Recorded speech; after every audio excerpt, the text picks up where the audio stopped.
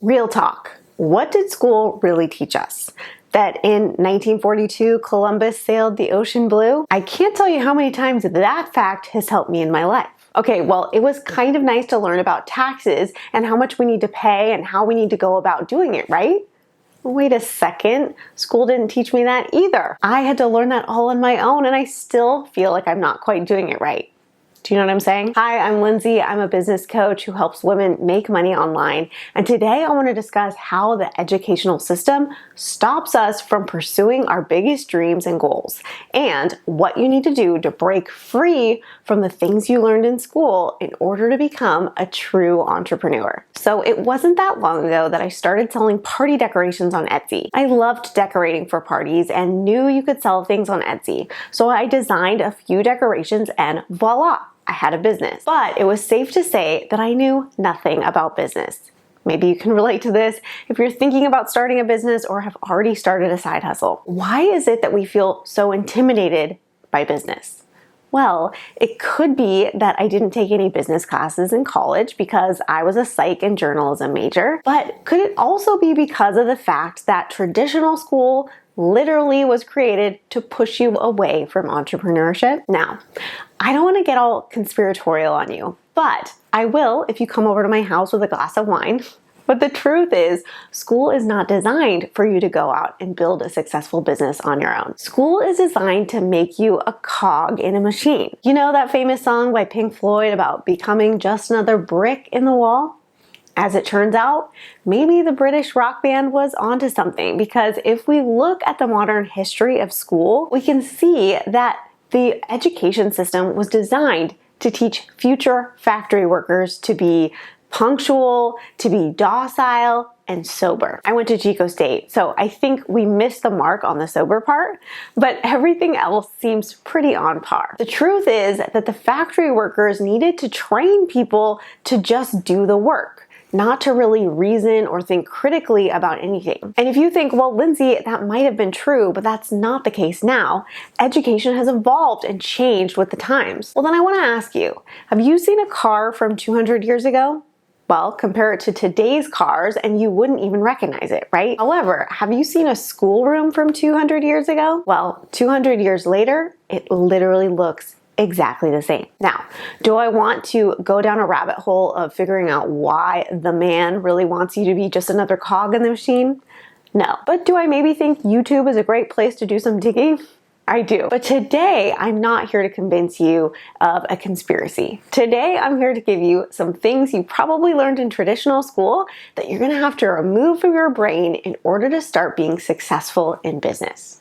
You ready? The first is that school taught you that you need to get permission to do everything. I mean, you could have literally had the runs and they wouldn't let you run to the bathroom unless they okayed it first. Doesn't that seem a little strange? The fact is that this type of mentality has trained us that we need to get permission to do things. We need someone to say, yes, I think you should pursue this, or yes, I think you would be good at this in order to get started. That's just not how starting a business is going to be. In fact, most of the people around you are probably going to tell you that you shouldn't be doing it, that it's too risky, or that you're not ready. The truth is, as a business owner, you're going to have to make decisions and start new things without permission from anyone but yourself. And of course, your higher self as well.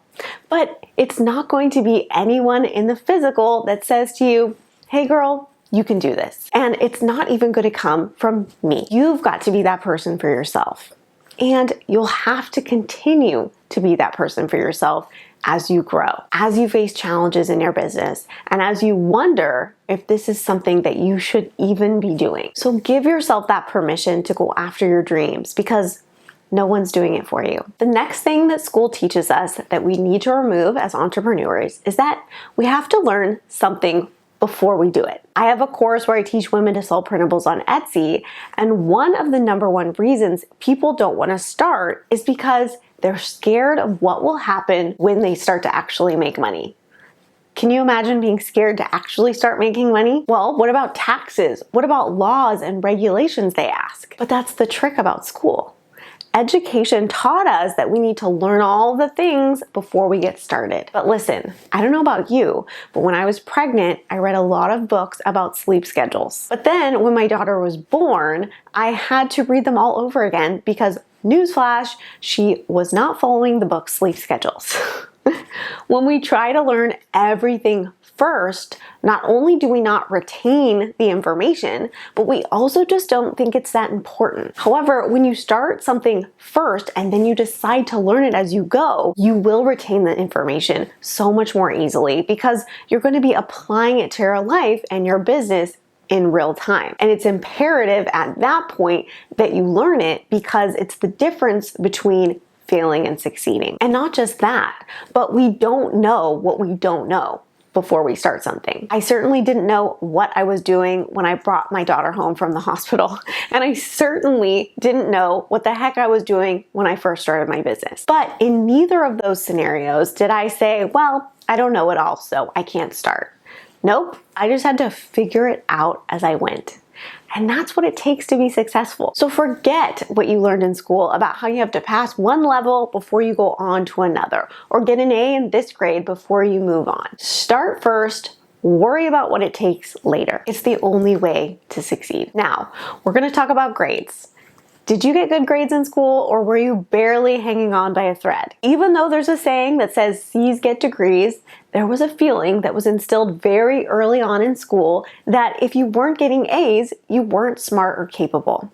Can you relate to this? And we tend to take these feelings all the way into adulthood, which is hilarious because the grade you got in geometry probably has little to no influence on how successful you can become. In fact, your grades really don't determine a lot of things when it comes to what it takes to be an entrepreneur. For example, your SAT scores can't measure your ability to solve problems. Your AP English score cannot measure your emotional intelligence or the ability to seek out new opportunities or to make things happen in life or in business. And yet, we get these arbitrary scores in school that really impact the way that we see ourselves and what we're capable of for the rest of our lives. I know for me that because I did really poorly on my SAT scores, I always felt that I wasn't that smart. I literally took this feeling of not being smart all the way into my 30s. And I never questioned why I felt that way. And it was because of this feeling of not being smart enough,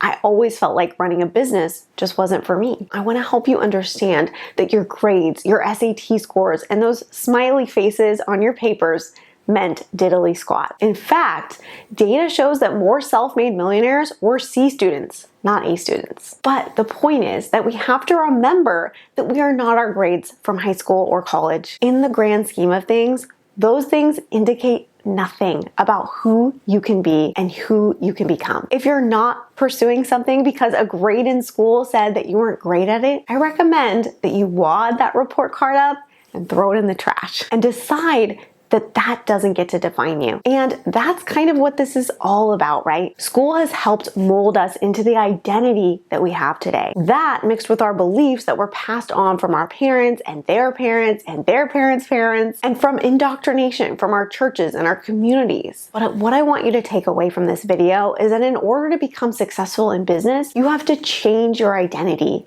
to be the kind of person who can run a business. And in order to be the kind of person who runs a successful business, you have to look really long and hard at your beliefs about not only yourself, but the world around you. We have been taught a lot of things that have made us feel like we can't find success outside of this cookie cutter way of living. But the truth is that everything you want is really on the other side of everything we're taught. We have to unlearn everything that we've learned in school because a lot of it is truly what's holding us back from being successful. Now, I don't want to totally rag on school. I learned a lot of great things too. But to develop the understanding that there are some things that school taught us that aren't serving us is a great thing to realize, because awareness is 95% of the journey. Once you become aware, you can then take the steps you need to get where you want to be. You can start to look for the education you actually need in order to find success. So I hope this was helpful to you today, and I hope that if you've been feeling like you aren't smart enough, or you weren't the top of your class, or you weren't the most popular person in school, that none of that matters and that you can still be a huge success. I'm so grateful for you, and I'll see you in the next video.